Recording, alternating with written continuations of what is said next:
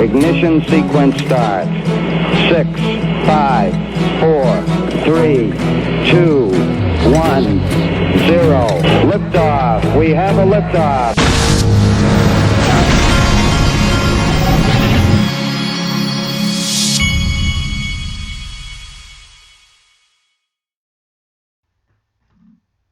Hey everybody, this is the Digital Asset Investor, and today my show is going to be a little bit different because I was able to get access to the Consensus Distributed. It started today, and they're doing it virtually, and so I was able to get access to some video that I recorded, and I also was able to ask some questions.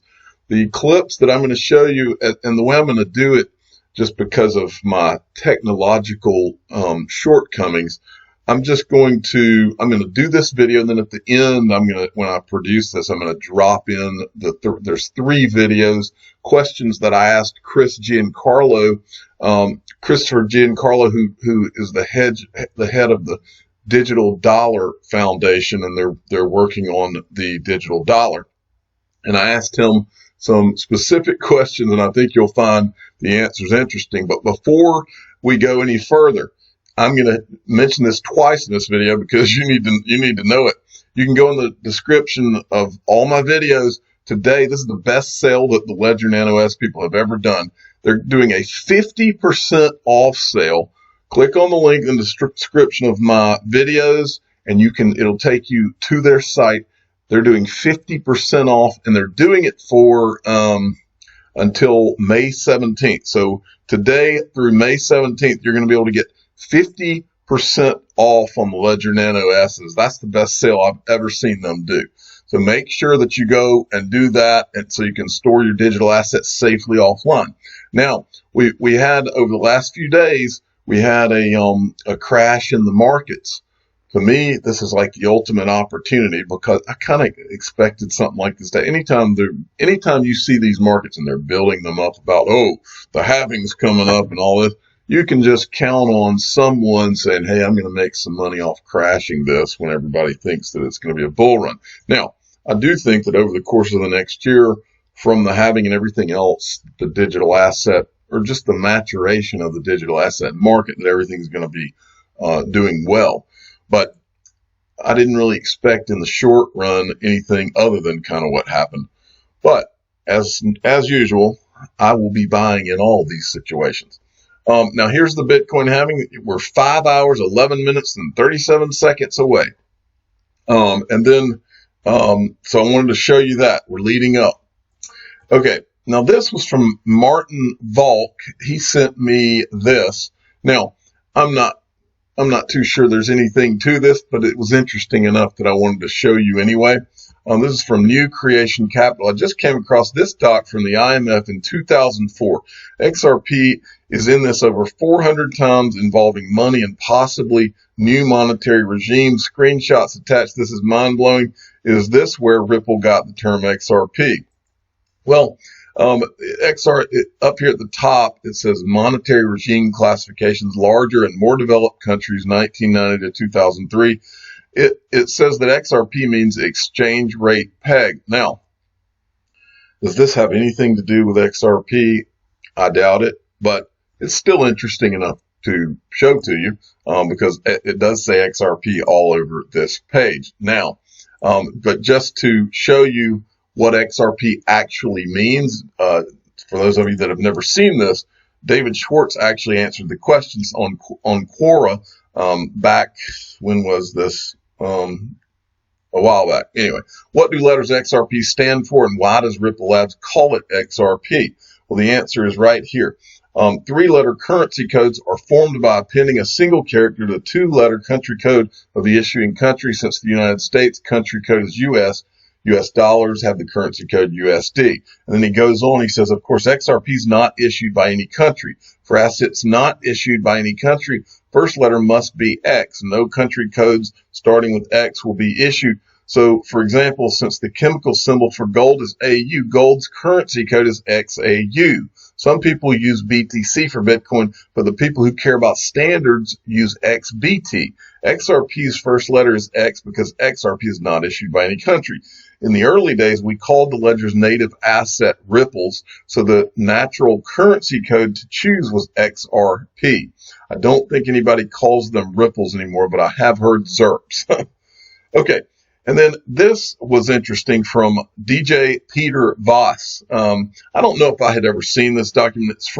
It's a study requested by Tax 3 Committee, European Parliament, Cryptocurrencies and Blockchain. And this is from back July 2018. I just don't remember if I've ever showed this on the channel, but it was interesting enough to show you. Ripple runs on public permissioned blockchain.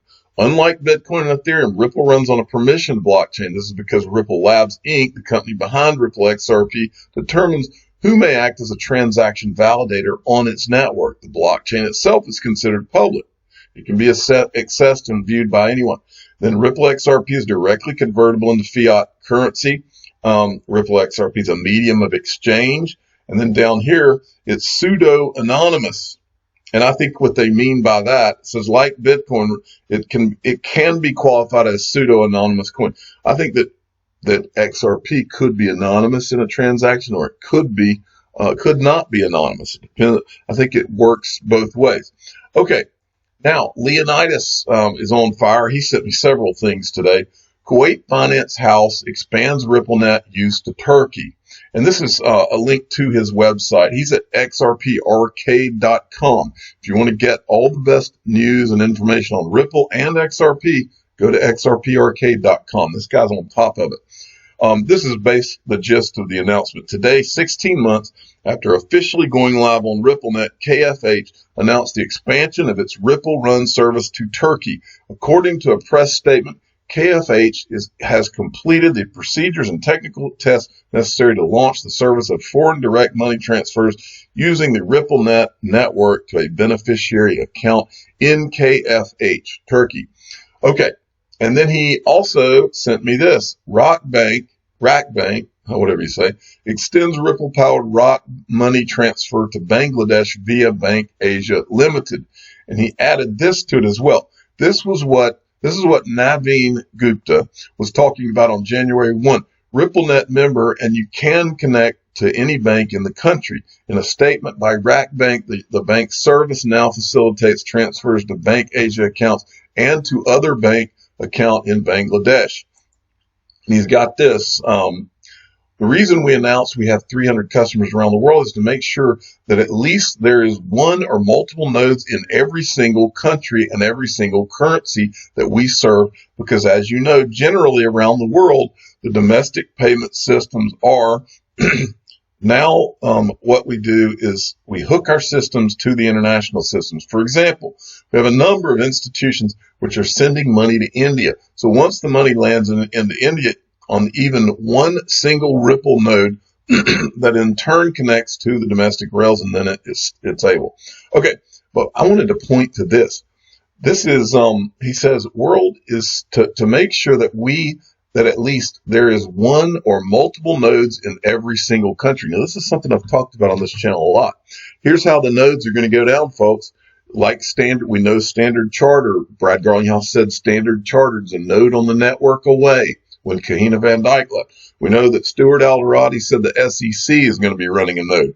I'm about to show you a clip where Brad Garlinghouse says that universities will be running nodes. So in all these countries around, and now you've got Naveen Gupta saying that all these countries that are transacting are going to have nodes. So imagine this is where the world's going. We're going to have nodes in all countries where it's operating, whether it's banks or central banks or government entities, universities. Isn't this picture coming together pretty clearly? And here's Brad Garlinghouse saying it about universities. Centralization as well a little bit. Like you would see them running validators and things like that? Certainly some of the universities we're working with are going to be running validators. It was important to us that this was really a philanthropic. Okay, that's all you have to hear there. So that's the way this is all going down. Pretty obvious. It was always obvious that that's the way this was going to happen. You'll have all of them running nodes, and I also, as we talk about, you will also have XRP allocated to all of the interested parties, whether you know about it or not right now. Okay, Now, as I told you, consensus is going on right now. You can go, it's consensus distributed. It's May 11th through the 15th, and it's going on pretty much day and night to account for people being in different parts of the world from what I saw. But you can go and you can see the agenda on the on their website. This one right here is the one that I attended virtually, and I recorded some of it. And it was Chris Giancarlo and David Treat, who is from Accenture, by the way. Chris Giancarlo was the guy that used to be with the CFTC. And I'm going to go through, there's some other interesting sessions. I think there's one, I want to say that there is one, this one's got Larry Summers and Chris Giancarlo. I like the ones where I can ask questions because these people are actually answering some of the questions. So here's, this is another interesting thing in the session that I saw before I show it to you, which remember at the end of this video, I'm just going to throw the videos I recorded onto the end of it. So don't, after you hear me say that I'm not an investment advisor, don't stop listening there because the videos will be after that. The Ask Me Anything, Chris Giancarlo Digital Dollar Project was what it was called. Consensus Distributed Streams about to start. Look who is sponsoring them. So Stellar was actually sponsoring this clip, and I just happened to catch that. And then this was one of the questions I asked Chris Giancarlo. Will the digital dollar be built on the XRP ledger? And I also asked if they thought that the US dollar would lose its status as the world reserve currency. And they also talk about their project white paper. I'm going to put all of that in this video. And I want to remind you, do not forget, 50% off the Ledger Nano S. Go to the description of every video I do, click on the link, and go and get 50% off. And it's going to be from now to the 17th of May. That is a big deal right there, folks. I'm the digital asset investor. I'm not an investment advisor. This is for entertainment purposes only. Please subscribe and hit the like button and tell your friends and family that I was able to get some questions through to Chris Giancarlo, who's running the Digital Dollar Project. Thanks for listening. Digital Dollar Foundation, whatever it's called. As many of you know, we have convened an incredible advisory board of individuals coming from different backgrounds and perspectives. At the end of the day, this is really important in order to fully understand the complex implications of CBDC across a dynamic global economy. You can always take a look at our advisory board by going to our website at digitaldollarproject.org. In coming weeks, we will be releasing a white paper providing an overview of our thinking, and this will include identification of important design choices and related trade-offs. But equally, if not more importantly, we will also begin fleshing out proposed pilots and real-world applications to test the merits and benefits of a tokenized US dollar. In scoping and proposing pilots, we will actively consider applications in retail, wholesale, and international and cross-border scenarios. We're going to get to a point very soon where the time for talking about it passes, and it's time for us to actually see where the rubber hits the road and start putting this to real-world testing. So speaking of retail application, one area that I would like to briefly discuss is the topic of financial inclusion and access. This is an area that has received very much. That was excellent. All right, folks, so we do have a number of questions. We'll be getting to those in just a few seconds, but we're also interested in our audience's view on the digital dollar concept. And to that end, we have a couple polls that we're going to share through Brella very quickly. So for the audience, if you could just take a quick look. The first question is, how long until we see widespread usage of tokenized digital US dollars? Question 2 is, would you trust a digital dollar organized and set up with government backing?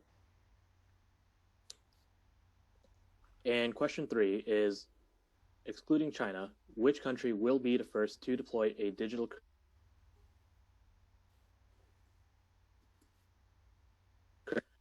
And going to our audience questions, I think let's start with this kind of one somewhat provocative one. Do you think we are moving into a time where the US dollar is no longer the world reserve currency? Well, maybe I'll jump in. It's an interesting question at this particular point in time when the last 8 weeks or so, pretty much the entire globe has been dollarized.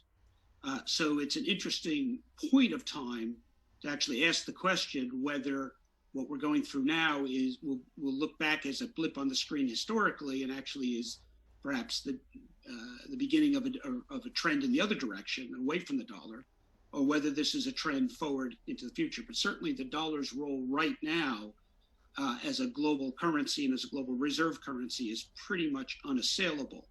But, you know, times change. And what we're finding in this crisis is limitations of the analog nature, limitations of the current format and delivery system of the dollar, limitations in the core architecture or infrastructure of the dollar. And that's why, notwithstanding the current prevalence of the dollar in the global economy, we believe actually now is the right time to get started on a new format of the dollar, new architecture, and that's a digital nature of the dollar. Chris, if I can just jump in on that too, you know, there are many factors that drive the reserve currency status of the U.S. dollar. That includes, you know, rule of law, economic stability, the functioning of our systems, and so there are many positives that you could put in a check column as to why the U.S. dollar has emerged as a reserve currency. Technology and friction are yet another factor. And I think to Chris's point, we view this very much as not a defensive opportunity or a defensive move, but more of an offensive opportunity to future-proof the dollar and in fact enhance its status going forward. Awesome. So this next question's about quantitative easing. One of our audience members wants to know, how do you think the digital dollar might impact quantitative easing? And well, I'll start with that one, and we'll move on to the follow-up. Gotcha. So moving on to a question that we've actually gotten a number of times in the last 20 minutes or so. Are you open to collaboration with private entities? And the examples that have come up most often is the digital dollar something you could build using the XRP ledger or Stellar's network? So we made a policy choice early in our formation to not to have institutional partners in the effort, because we are at heart not a commercial enterprise, but more akin to a think tank. Our goal is to catalyze thinking on the subject of a digital dollar. Our policy, our approach is to begin a national dialogue about the advantages of this. And we're hoping that commercial actors, and we expect that commercial actors will be very involved in a development of a digital dollar in the same way commercial actors were involved in the US space program, and the way that commercial actors were very involved in the internet. We believe that if there is a national consensus to move forward, it will be, like those other programs were, a great opportunity for innovation, a great opportunity for corporate formation, for business development, and in a free market economy, those are all considered to be good things, and we believe in them. But the project itself is not an institutional project. That's why our advisory board is formed of individuals who are known experts in their field. We are not. We are aware of the different commercial platforms and commercial technologies that are available. But we are not going to endorse any one particular technological infrastructure. Ultimately, that will be done at the policy level. And, awesome. And just to extend, I think one of the things that is differentiated the most successful blockchain DLT efforts out there from others that may have had more challenges is the extent of time that you spend doing what Chris just said, and spending the time on the requirements, the needs, the strategy, the policy choices and implications. One of the things I think we're really proud of in terms of keeping this first phase very focused and on those aspects and defraying the technical platform choices until later to be made by the policymakers, informed by these requirements, strategies, and policy decisions is a really critical sequence of how to press forward. So as you read the white paper, you'll see a surfacing of all of those. And I think as we get into the phases of the pilot use cases that Daniel shared, we'll then be able to make informed choices around what are those requirements and what technology or combinations of technology will best suit them.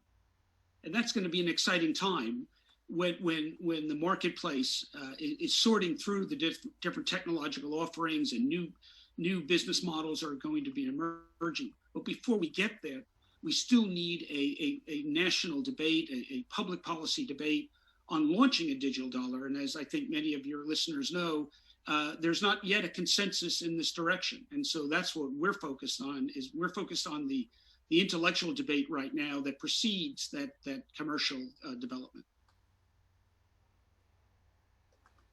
So, awesome.